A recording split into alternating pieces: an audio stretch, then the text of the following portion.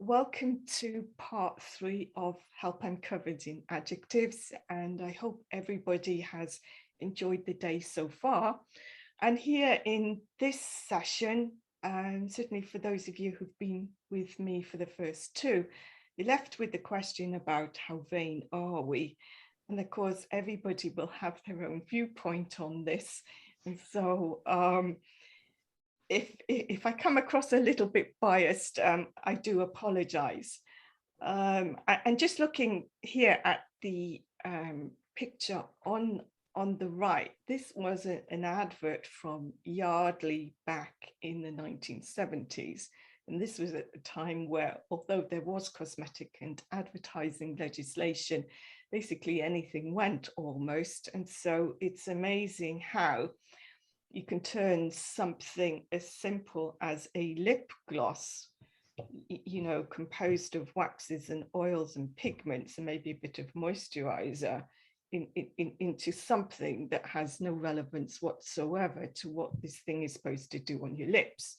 And so, and this has been always this problem with the cosmetic industry, is that there is this almost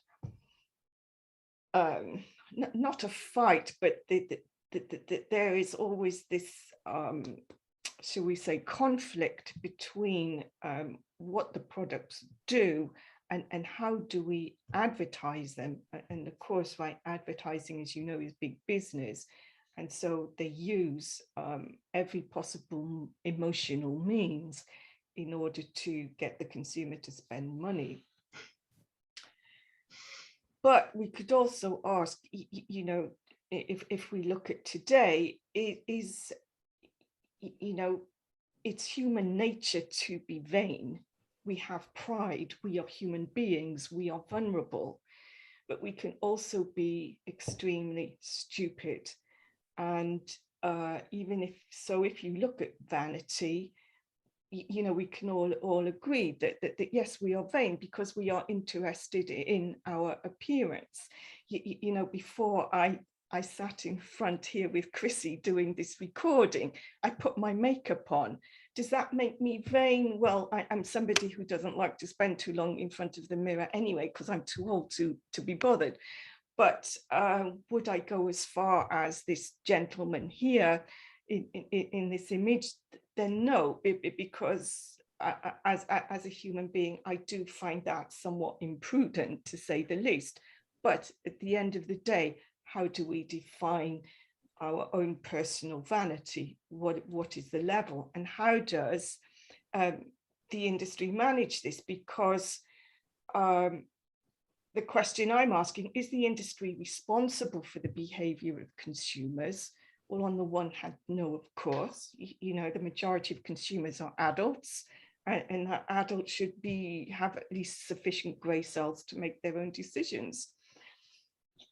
But at the same time, as an industry, are we acting with vanity and even folly in the products that we develop and the products that we drive, when we drive a need, or we drive the creation of a need that perhaps isn't really relevant or required?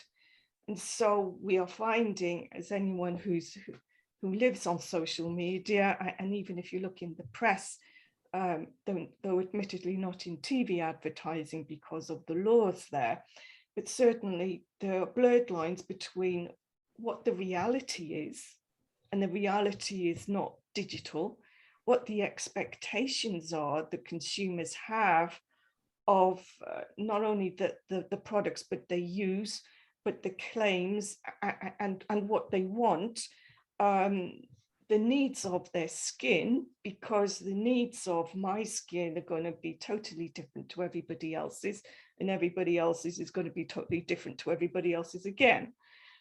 And also then the desire, and it's the desire that is being driven by the vanity at the end of the day.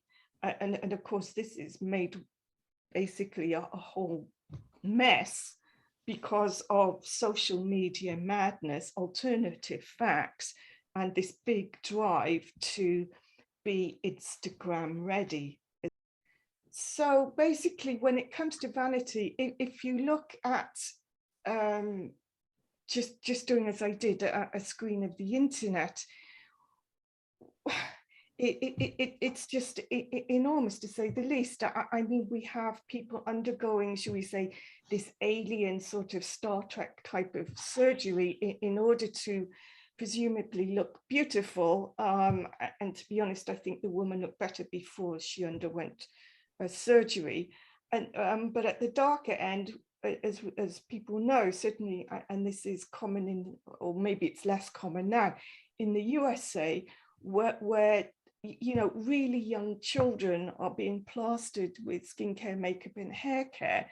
And whilst they look like little dolls, you know, is this tantamount to child abuse, where basically adults are living their life through their children, which really isn't fair. And you know, and then we even have furniture that is actually called a vanity table, and even you know, there's a cosmetic brand called Vanity. So it is becoming a real problem. And of course, even now, as we know with men, there's this big rise in the use of color cosmetics for men. It's moved from shaving and skincare and hair care. And now they are thinking, well, yes, I now want to look beautiful. But of course, it's not new. You know, as I said earlier, in the 17th and 18th centuries, men were wearing color cosmetics. But is this something that we could, as a society, just accept as normal? Or is this something that we are going to have to get used to?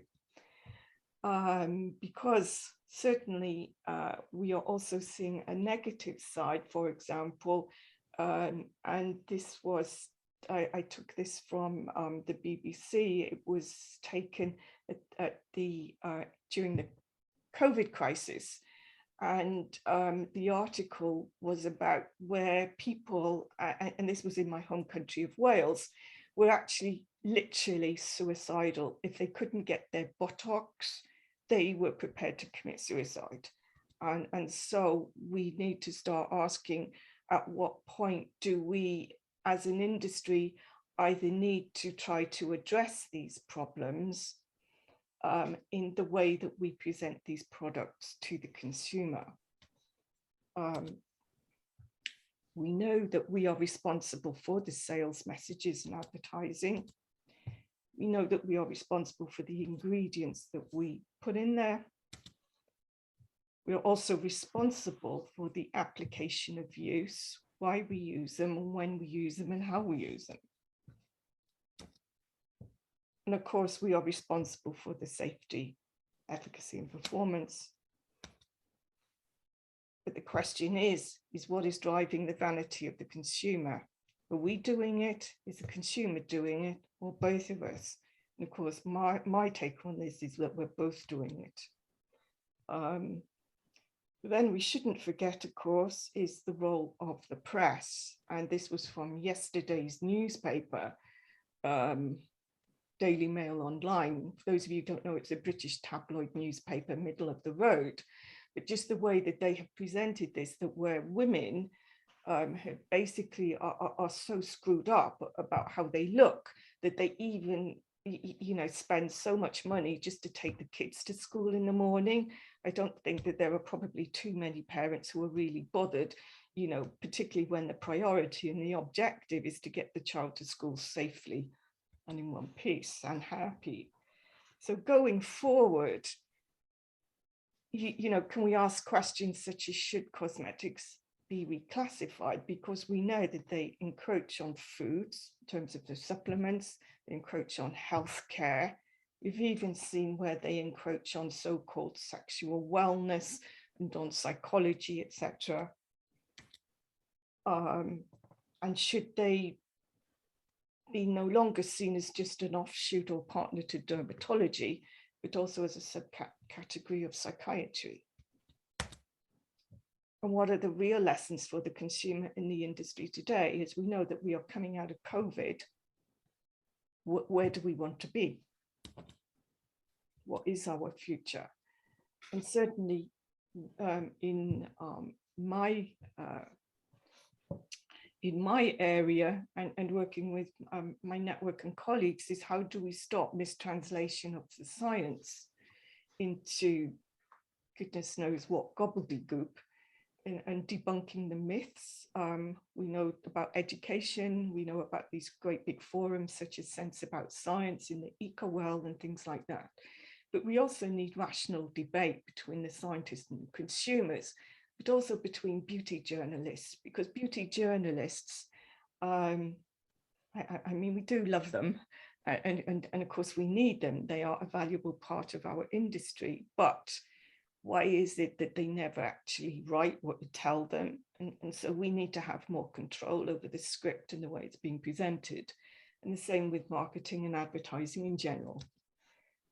So although it's not wrong to use cosmetics, how we use them and what we use them for and what we claim about them actually might actually be doing more harm than good. But we also know, as those of us who find ourselves in this area, is the loudest voice seems to win. But will it be folly or will it be common sense? And so I will leave you with the quote that I started with: to remain wise in the midst of folly is in itself madness. And that is perhaps what we all are at the end of the day. So I will leave you with one thing. This was actually at the end of my book, is love your skin you're in, unique yet spectacular. Your skin is yours, it's nobody else's. And just because somebody carves their skin up or, you know, puts acid on it or lasers or slug eyebrows, you don't have to do it. You know, we are not clones. We don't have to keep up with the Joneses. Our skin is ours and it's ours alone, and we should treat it in a unique way and be satisfied with ourselves. So with that, I do thank you for your attention. And if you'd like to get in touch with me, please do so. And if you'd like to know more about the serious side of cosmetic claims in the consumer and how to develop claims, you can pick the book up from the SOFW team in their bookshop. Thank you.